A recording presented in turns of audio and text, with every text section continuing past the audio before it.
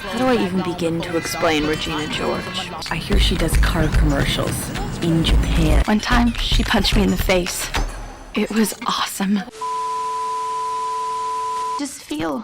I just feel like women, they have minds and they have souls as well as just hearts.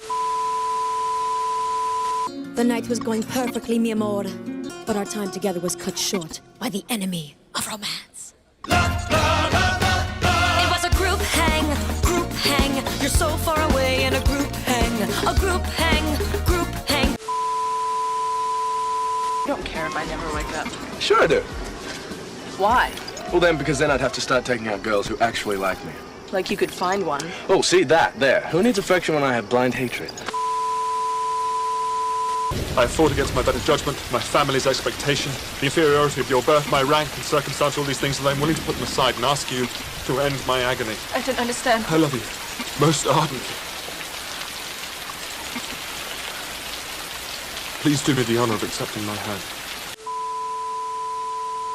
Kylo won't put on a shirt. Kylo is kind of a flirt. So when we got it, we high-fived and Adam carried me around in a fireman's hold. I'm impressed with us.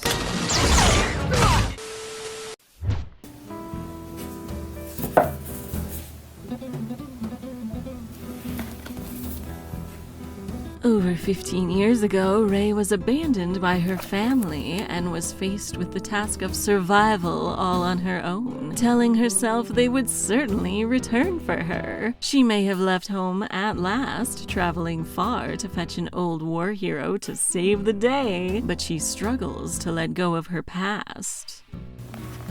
Ben Solo left his family behind years ago after suffering a betrayal that drove him to trust and serve a man who promised him much but has given him little. Now, after failing to defeat an untrained girl, his loyalty is being questioned. When the two find themselves communicating in a way no one else has, they start to imagine a different ending to their story. Both are convinced the other will join with them, but who will be right when they finally meet again?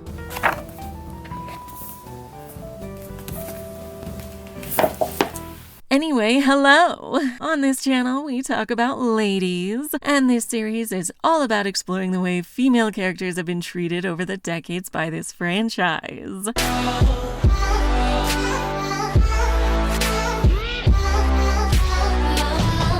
As with the other videos in this part of the series, we are talking love stories. And I just want to remind you that, while you may not want to subject yourself to the mortifying ordeal of being known, it is rewarding. You may not wish to understand your enemy and be understood in return, but you cannot assume that no one would want that. And just because you wouldn't like it doesn't mean it makes for a bad story. Romance plots in a series like this one are there to reflect and emphasize the themes of the narrative, not serve as some kind of blueprint for you in the real world. What I'm saying is that I'm going to talk extensively about romance tropes and how they are used here. So if you think this movie has too many wops or shipping is activism, this video is not for you. For the rest of you, let's get started.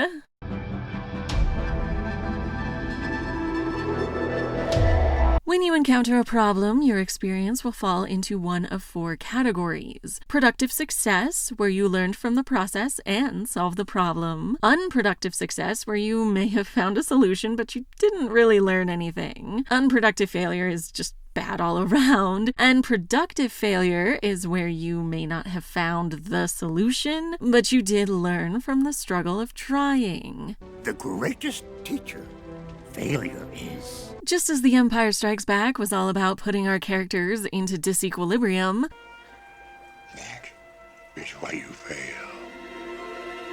The Last Jedi is about experiencing productive failure. Our main characters are all called out for different things: motivation, You're a selfish traitor. priorities, Oh, get your head out of your cockpit. self-concept, I'm gonna walk out with a laser sword and face down the whole First Order. loyalty, You have too much of your father's heart in you. and purpose. He sent you.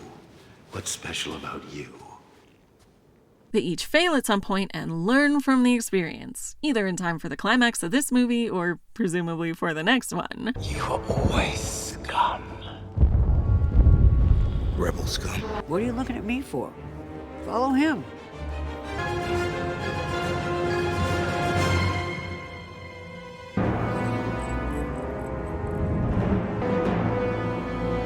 We have everything we need.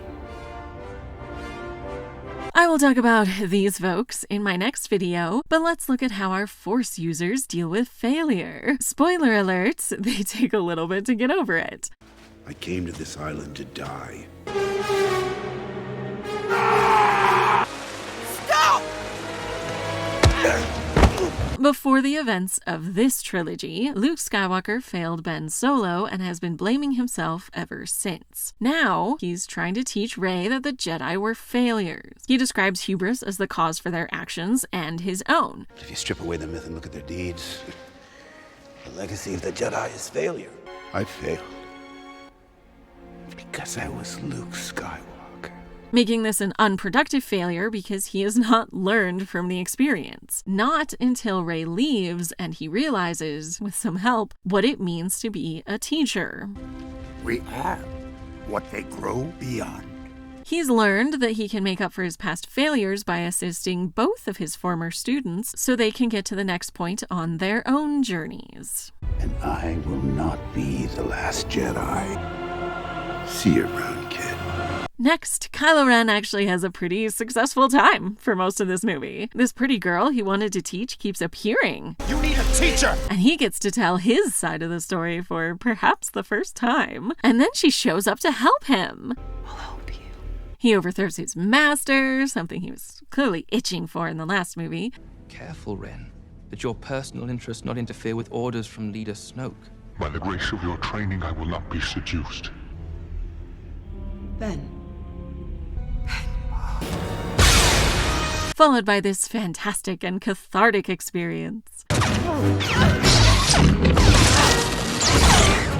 Except now he does start to fail. Rey will not stay with him even when he offers her the galaxy. His attack on the Resistance goes great until his uncle shows up out of nowhere, and he handles it about as well as we would expect. I want every gun we have to fire on that man. And our last sight of him is when he is realizing the depths of his failure. With his family, with the First Order, and with Rey. How interesting, though, to have him fail on every count just as he gets what he thinks he always wanted. Excited to see how he'll learn from it. Alright, now that the boys are out of the way, let's get into how our girl navigates these situations. She was sent by the Resistance to fetch Luke Skywalker, presumably because of her ability to use the Force. But let's review what we know about that real quick. The power first manifested here, and she fled from that. I'm never touching that thing again. I don't want any part of this. That brought her up close and personal to how the Force works. It's a power that Jedi have that lets them control people and... You will remove these restraints and leave this cell with the door open. Make things float.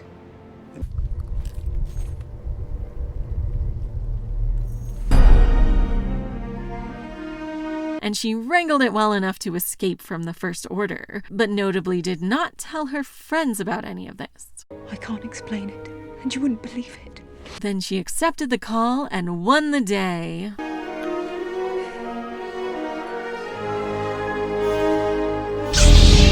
So now she has her first job as Rey, Force user, and is determined to be the best emissary ever. I'm from the Resistance. Your sister Leia sent me. We need your help.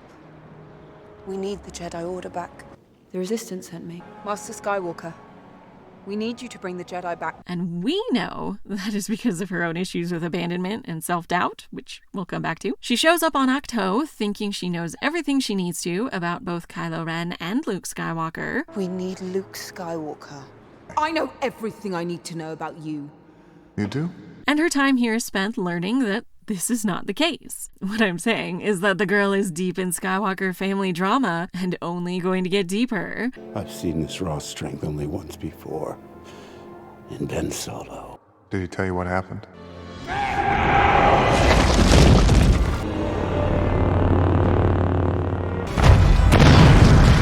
was left with shame and with consequence. Which could have taken over her story completely, but instead of being swallowed by it, she uses it to show me my place in all this. Now, Luke is inadvertently suggesting that being chosen by the Force means an inordinate amount of pressure that will probably result in failure anyway.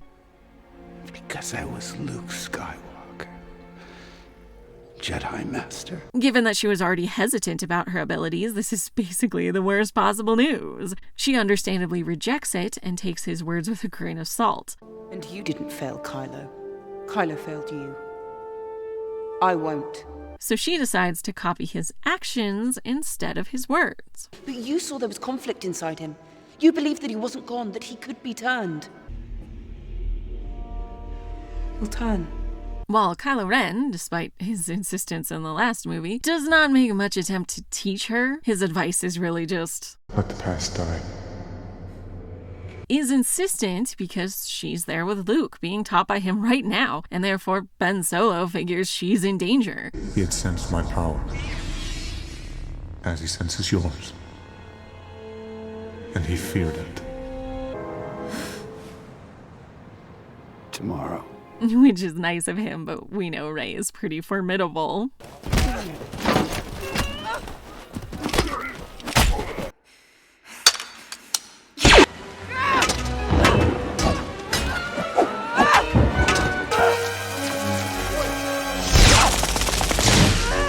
Like with Anakin and Padme, Rey is not getting what she needs to from her mentor. I'd rather not do this now. Yeah, me too.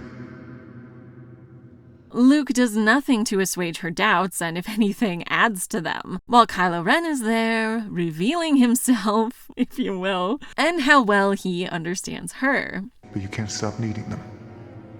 It's your greatest weakness. In my last Rey video, I talked about how The Force Awakens sets up Kylo Ren as being the only one to know important facts about Rey, and that continues here. Luke doesn't know about her parents and doesn't seek to know more about her. I will teach you the ways of the Jedi and why they need to end. But Kylo Ren sees through her angry reactions to point out and try to help her with her greatest weakness. Looking for them everywhere. In Han Solo, now in Skywalker. Kill it if you have to. That's the only way to become what you were meant to be. She does not take his advice exactly, but fed up with Luke, she decides to do what so scared him in their first lesson. You went straight to the dark. That place was trying to show me something.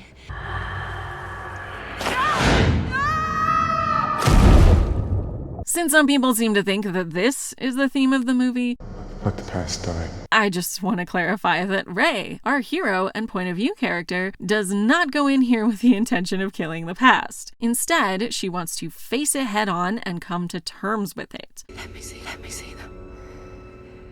My parents. Which is the actual theme of the movie. Still looking to the horizon. Here, now.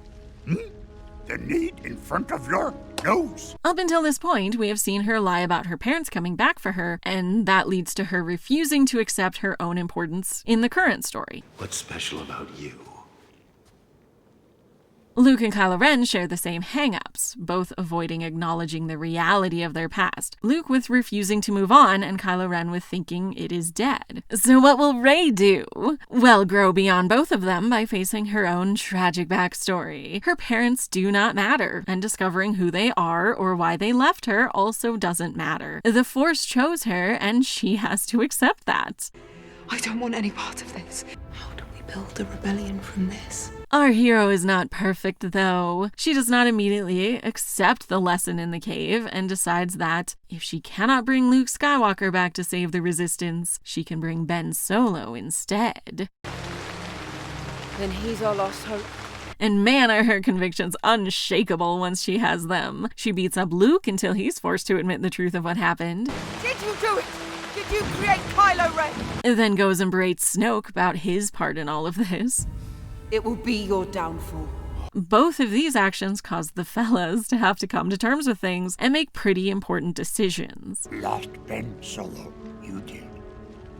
Lose Rey, we must not. I know what I have to do. She has her doubts about this goal at several points, and experiencing a real interrogation is pretty rough.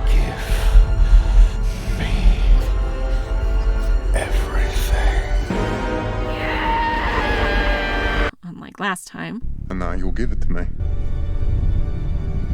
I'm not giving you anything. But she is absolutely right about this. You underestimate Skywalker. And Ben Solo. He ignites it.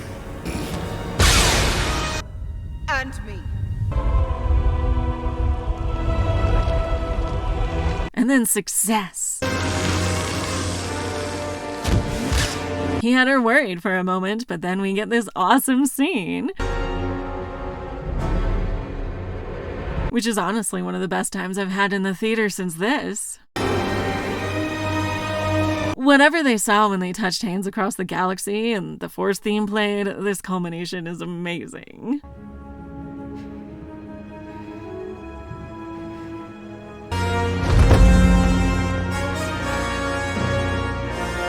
The euphoria does not last, unfortunately, and now we get to the second instance of Rey failing productively. The first was with attempting to fetch Luke. She learned a lot, but could not bring him home.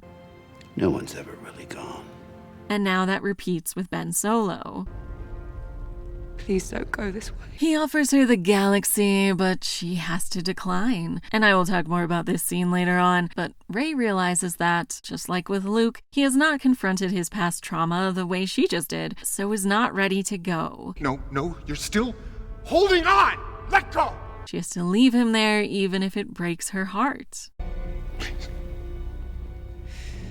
Finally, she returns to the Resistance, having failed to bring either hero along with her to save the day. But she has brought her new understanding, namely that she can be the hero to save the day. She distracts the TIE fighters and lifts some rocks and gets the entire Resistance to safety. While Luke learns from his failure and confronts his past on multiple fronts, saving the Resistance, making up for things with his nephew while preventing him from doing anything worse, and giving his sister hope.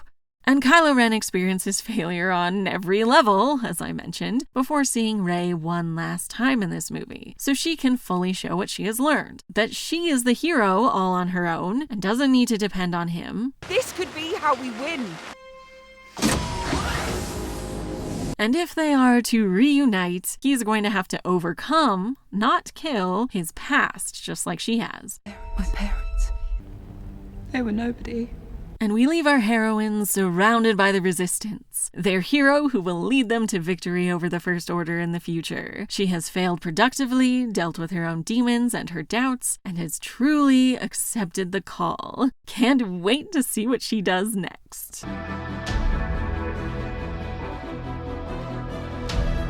For our next section, we are going to discuss Rey's continuing character arc. If you take The Last Jedi on its own, then she goes through the steps shown, but I want to talk about this movie in the context of the trilogy as a whole. In the previous movie, her separation was explicitly stated. The belonging you seek is not behind you, it is ahead. She has lost her family and is searching for a place in all of this. So we start off with another road of trials before we get into what Rey has to confront about herself to move forward.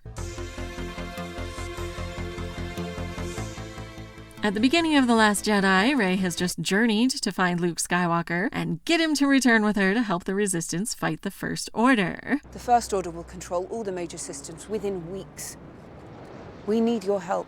Her road of trials is to complete this mission, trying to convince him to come back, or at least that he owes Leia an explanation for his refusal to return. Leia sent me here with hope. If she was wrong, she deserves to know why. Luke is uninterested in her prepared speeches and mostly ignores them until this moment. They sent you. What's special about you? Now he wants to know why she specifically is here. And that fits in with Rey's central conflict. As she said in the last movie, Finn is with the Resistance. I'm just a scavenger. She is uncomfortable with her Force abilities, and while presumably she told Leia about them, she did not choose to tell Finn. They had me! Put the door! That was lucky. You will remove these restraints and leave this cell with the door open. How did you get away? I can't explain it. and you wouldn't believe it. So she does not think there's anything special about her, even as she admits to Luke that something inside me has always been there, and now it's awake. her goal is still to get Luke to leave with her, so his offering to train her is not exactly what she wants. I will teach you the ways of the Jedi, and why they need to end. The next step Rey goes through is the illusion of success. This occurs with two other characters, Luke Skywalker and Ben Solo. With Luke, his offer to train her is progress, and she goes through these lessons in the hopes that he can show her first My place in all this. and how to defeat the First Order, hopefully. Kylo failed you. I won't. With Kylo Ren, she is at first openly hostile toward him, understandably, but they get to know each other, albeit grudgingly, through the Force bonds, which leads to him explaining himself as well as pointing out her greatest weakness. That she's looking for a new father figure and counting on Luke to tell her what to do next. Looking for them everywhere, in Han Solo, now in Skywalker. And this level of intimacy leads her to deciding that she could do what Luke couldn't and go get Ben Solo back. If I go to him, Ben Solo will turn.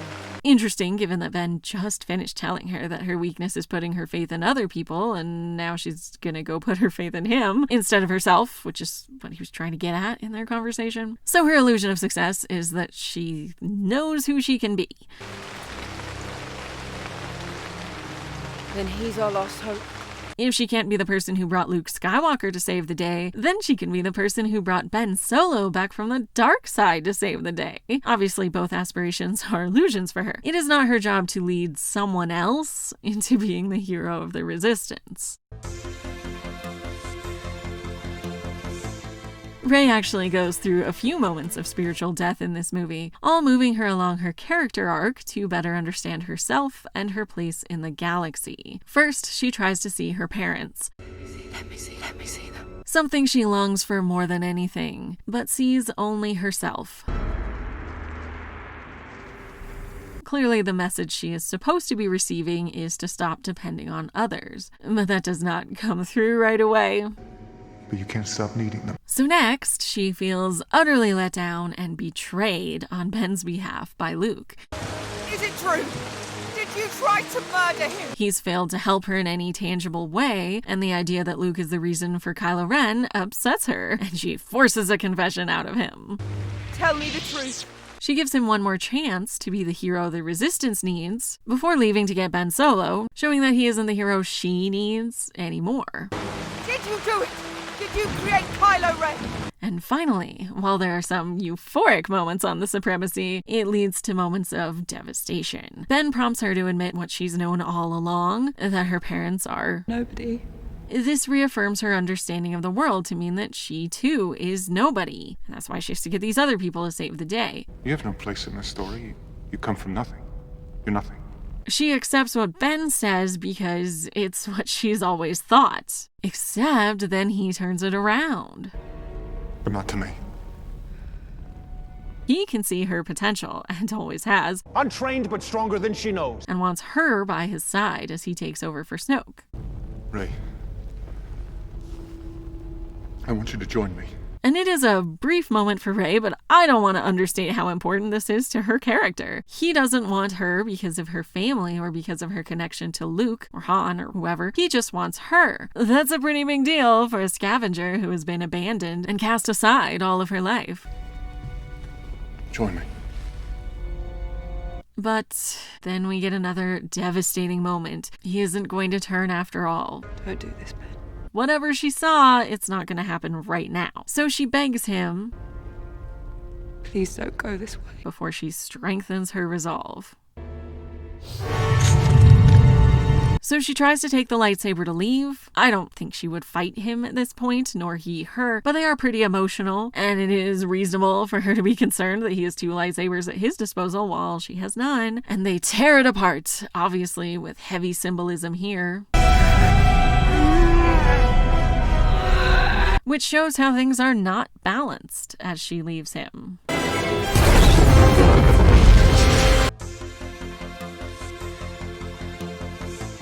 Finally, Rey escapes the supremacy and rejoins Chewie on the Falcon. We don't see her again until here, when she saves Rose's life and then leads the TIE fighters away from the battle on Crate. I like this! After taking care of those, she finds the Resistance using the binary beacon. If the beacon's right beneath us, they've got to be somewhere. Keep scanning for life forms. And when they are trapped, she uses the Force to effortlessly free them. Lifting rocks. She reunites with Finn and the Resistance, and we also get this moment. So she has taken control of the situation like the scavenger she is. That library contained nothing that the girl Rey does not already possess. Luke may have passed away, But it wasn't sadness or pain, it was peace and purpose. Ben Solo remains Kylo Ren and is even the Supreme Leader now. The Supreme Leader is dead. Long live the Supreme Leader. But Leia assures her that We have everything we need. Rey has been looking for someone to be the hero for this whole movie, if not her whole life, rejecting the calling on Starkiller Base, but now she finally has accepted that this is her role, as we see here when she introduces herself to Poe. Rey. I know. He knows who she is because she is important all on her own, not because of whom she brought with her. And that's a great place for her to be going forward.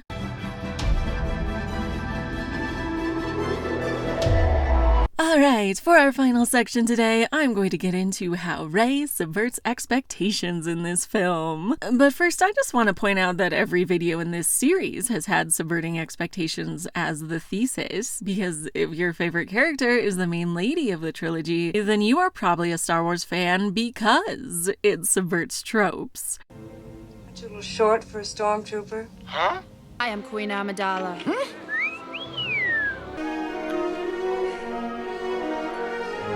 And I'm sure you were as perplexed as I was that a bunch of dude bros who claim to like Star Wars suddenly had a meltdown when this movie did just what all the rest had done. That's mine!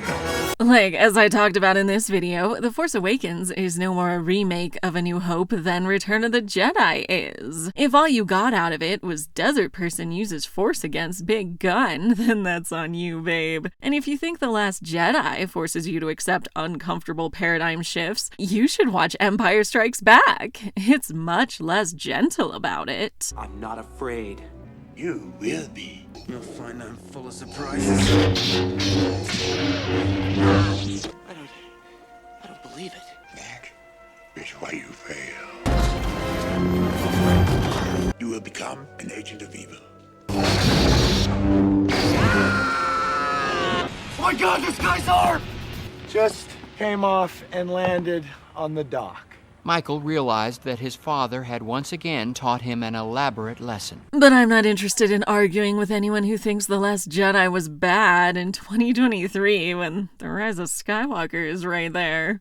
Somehow Palpatine returned. So let's talk about Rey. One fantastic thing about having a female protagonist is that what's common for the fellas will mean something new when it's her. For example, Rey struggling with her self-doubt as she tries to live up to her predecessors is not uncommon for ladies. Like, as a woman in STEM, I can say that I would be less worried about imposter syndrome if people would stop asking me if I had it. No, I don't. Why do people keep saying stuff like that? But what I'm saying is that we get to see Rey overcome an issue that a lot of us have, and that's awesome. I like this! So let's get into the first subversion, which is a huge but fairly subtle change that happens when the lead is female. There's some honest-to-God female gaze. I really struggled when editing the Leia video to find any scenes where Han is specifically attractive to her. It's really just here. We get a little more in Attack of the Clones, but neither are all that noticeable. But I am grown up. But Rian Johnson looked at Attack of the Clones and took the strategic costume rips, the shirtless nightmares, the rolling around in the grass, the young man with his lightsaber out jumping onto her bed, and turned it up to 11, man. I was cleaning my blaster, it went off.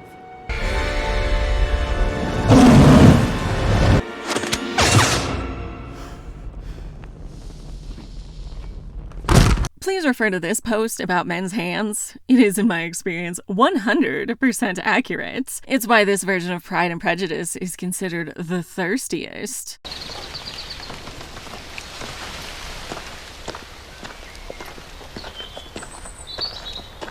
But my point is that, well, look at this.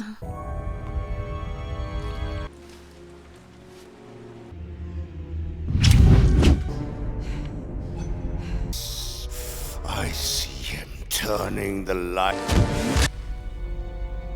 That is a lot of close-ups of Adam Driver's hands. No one else is getting that. Makes the way he uses the Force seem pretty slutty, huh?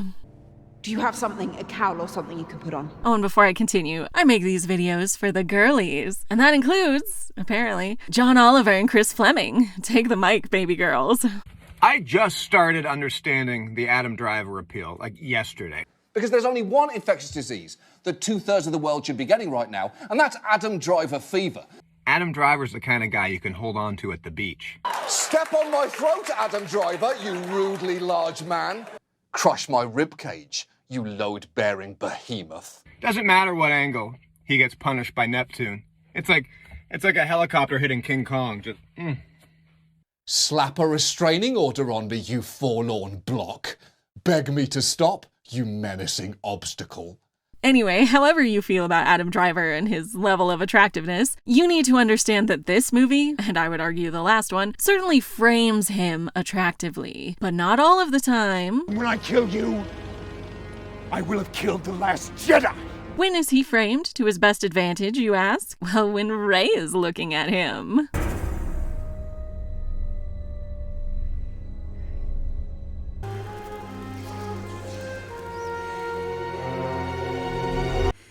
You have that look in your eyes from the forest.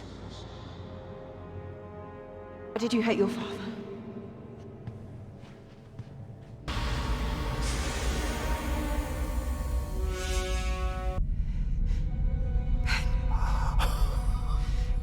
You think you can turn him? All that female gaze, literally her gazing at him, is hugely subversive. And I think one of the reasons why this relationship blindsided some people is because Rey is not filmed in the male gaze at any point. And folks are not used to seeing the lady as the subject instead of the object of the love story. Like, Padme has this moment to be clearly attractive to men, and both ladies have other moments where they're filmed to appeal to that male viewer, to look available to the male love interest. Well, I would say this one is the only one for Rey when Ben is looking at her. Another thing I want to point out about this scene is that both of our previous leading ladies were costumed in more flowy and feminine outfits for the romantic parts, and Rey gets a version of that herself. Her hair comes down for this romantic bit, and she does have a new outfit that's more flowy, but also darker when she goes to complete her arc. So anyway, everything about this love story subverts expectations. Like his father, Ben Solo is shown as the object, not the subject of the story, while Rey is actively engaged with what she's learning, both about the Force and about him. His function in these Force bonds is to help her with her issues. You had a father who loved you. He gave a damn about you. Look pretty. Do you have something, a cowl or something you can put on? Be emotionally available to her in a way Luke is not. I'd never felt so alone. You're not alone. And try to get her to understand him the way he understands her. Did he tell you what happened? Which, if you've read any romance novels, is romantic lead 101. But it's not a trope we see very often in movies. In contrast, unlike Leia, Rey is not in a love triangle. I mean, ship whatever you want, of course, but the story is not set up for Finn to be her love interest. And that was taken off the table as soon as they had to separate for character development. Don't go. Take care of yourself. Raider!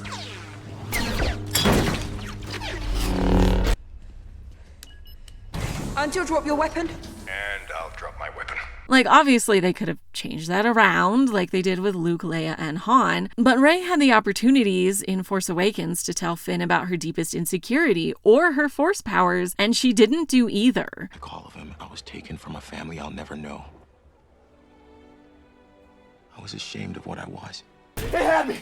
Put the door! That was lucky! I can't explain it, and you wouldn't believe it. While Ben Solo not only knows about them, but he shares them. You feel like he's the father you never had. He would have disappointed you. Your parents threw you away like garbage. They didn't. They did. But you can't stop needing them. And this also subverts our expectations. She went from murderous snake to Ben. After seeing him 4 times. I'm not saying that's hasty, I'm saying that's damn good writing because the audience is on board with all of this too. I mean, except a few weirdos. That's mine! And that brings us to the biggest subversion, in my opinion. You know how middle of the trilogy movies always have that join me scene? And how villains being like, we're not so different after all, is such a cliche. Well, I'm here to say that just because something is familiar doesn't mean it has to be boring. You know what separates this scene from the rest? I want you to join me. Let's quickly review the others from this series. We have one of the most iconic Star Wars scenes, but this bit is not why it's iconic. You have only begun to discover your power.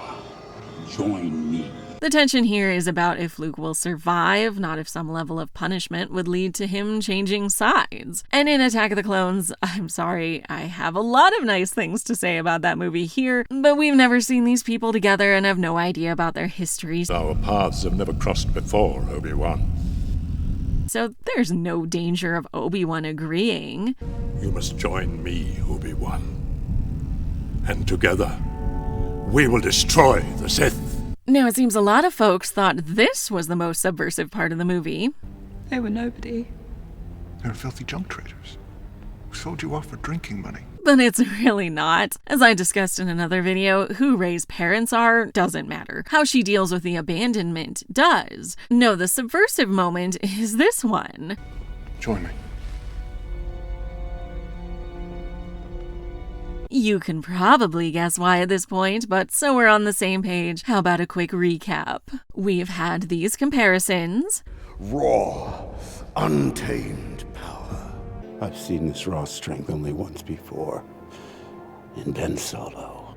Darkness rises and light to meet it. Balance. Powerful light, powerful darkness. Oh. Still that fiery spit of hope. As long as it does, hope lives in the galaxy. I need someone to show me my place in all this. You have no place in this story. You come from nothing. You're nothing. But not to me. You're not alone. Neither are you.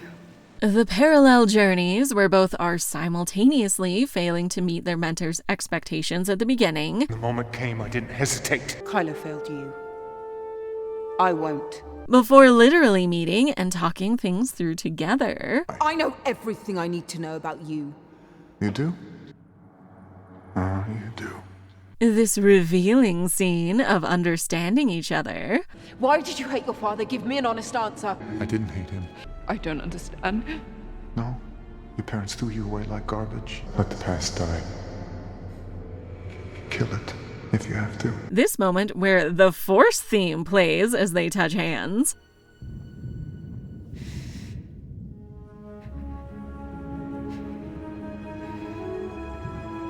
Gloves off, remember? Not to mention this lightsaber practice that sure looks familiar.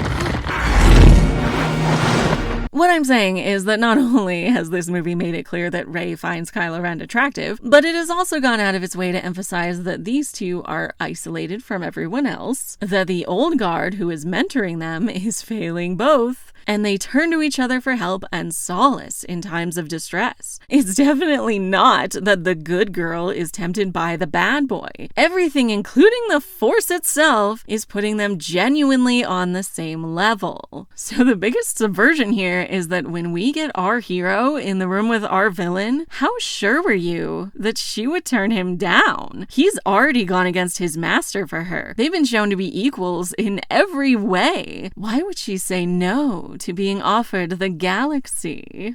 Rey, I want you to join me.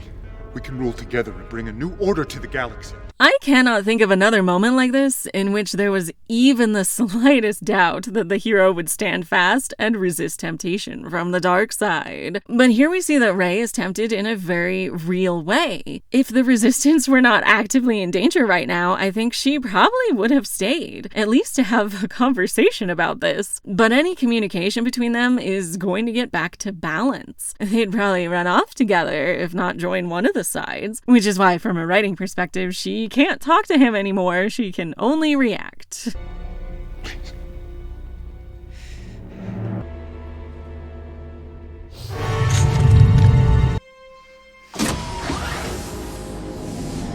So yeah, this is a huge subversion. The villain comparing himself to the hero and her begging him, "Please don't go this way," may not be the first time such things have been uttered in fiction, but it is definitely a rare example where the context makes it legitimately compelling. And it also builds on the climax of the last movie. They already fought and she already won. Something else had to happen this time, and joining together before having to separate is the most complex and exciting way for things to progress.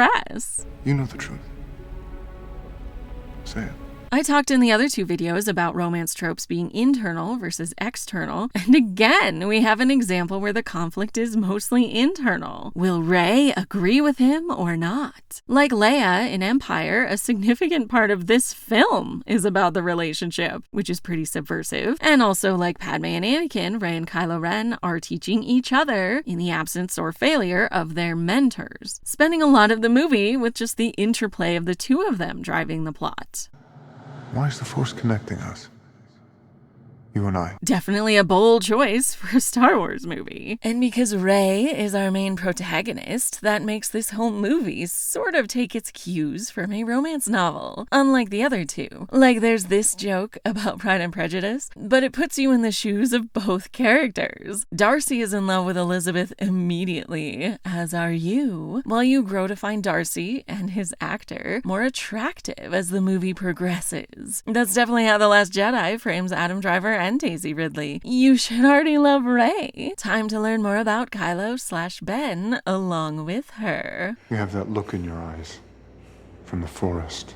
That's what all these scenes are about. Very common in romance tropes for the heroine to be unintentionally thrown in with the leading man and share their tragic backstories with each other, which usually have similarities. In this case, abandonment and abilities unlike their peers. Balance. Powerful light, powerful darkness. Then about 2/3 of the way through the book, some new problem will pop up to keep our leads apart. And then we get the all-important grovel. Basically every romance novel has this, where the hero realizes he has made a horrible mistake, and his future happiness depends on atoning for it. Which is how The Last Jedi ends. I know some people interpreted that as her putting up a boundary, and she is, but it is just an essential step on the way to ultimately getting together. She has to make clear that she will not put up with this, and he has to make up for it before they can get that happy kissy ending. Happy kissy ending. Romance tropes are always subversive because they require that mortifying ordeal of being known. Because Rey went through that, she confronted her greatest doubts and insecurities about her role in this story, and can end this film truly being everything we need. Can't wait to see what she learns next.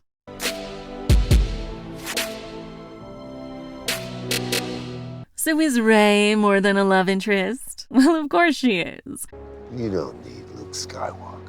This is her story. She and Finn are the co-leads of this movie. Rebel scum. Lifting rocks.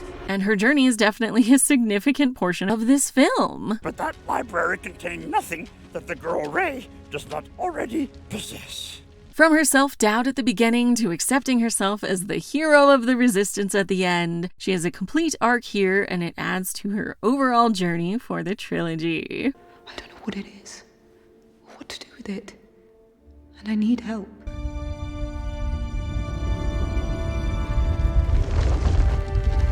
We have everything we need. And don't make me tap the sign, but having a love interest strengthens her story. Like his father, Ben Solo is in the role of love interest, not the other way around. The vast majority of his screen time is to serve Rey's arc. But you can't stop needing them. It's your greatest weakness. Their final connection is her showing that she has overcome her greatest weakness, and now the ball is in his court to do the same for their romance to continue.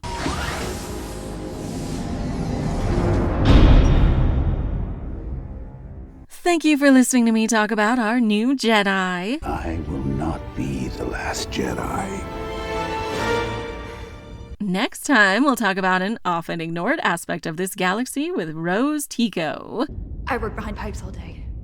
Doing talking with Resistance heroes is not my forte. Please like, comment, subscribe, ring the bell, join my Patreon, buy me a coffee, all the things so you don't miss it. See you then.